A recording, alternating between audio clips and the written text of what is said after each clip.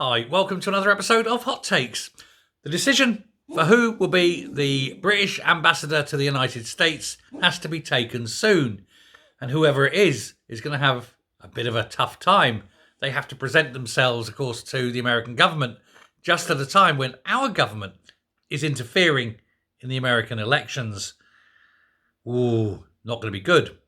However, Nigel Farage has been having a go at the choices. Now, of course, not so long ago, back I think 2016 when Trump first won, it was mooted that he could have been the American ambassador or the British ambassador to America. I think it would have been a good choice, actually. He has a very good relationship with Trump. But it wasn't to be. But this, I suppose you could call him longtime friend of both America and the Republican Party in particular, has got views on who should or shouldn't be the ambassador. And of course, he's not going to agree with anyone that Labour are thinking of putting forward. And boy, are Labour got a choice. There is a possibility that Lammy could be stood down. We have this upcoming little mini reshuffle. And with Lammy's relationship with Trump not being sweetness and light, it could be he steps down and he could be bumped up into the Lords and made the British ambassador. You don't need to actually be a politician to be an ambassador, of course. But, you know, it's a possibility. That's one of the things they were looking at.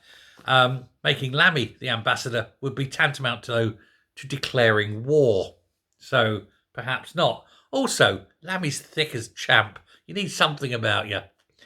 However, the two front runners, I mean, I've got to go with Farage on this one. They are horrific choices to between.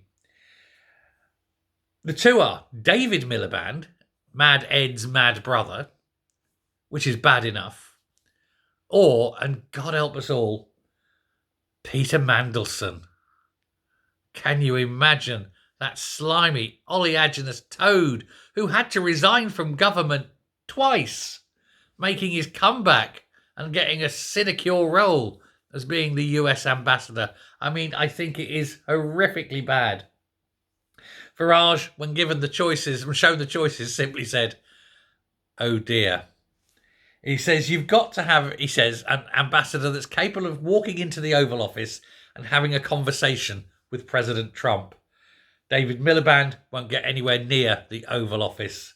If it's Peter Mandelson, well, there isn't going to be much that they're going to agree on.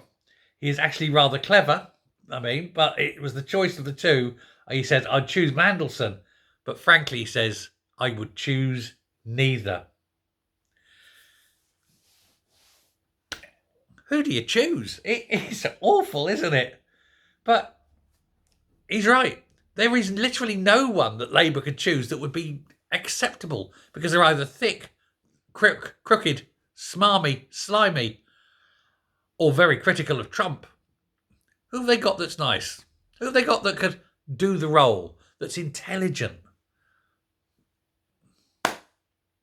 I can't think of anyone either.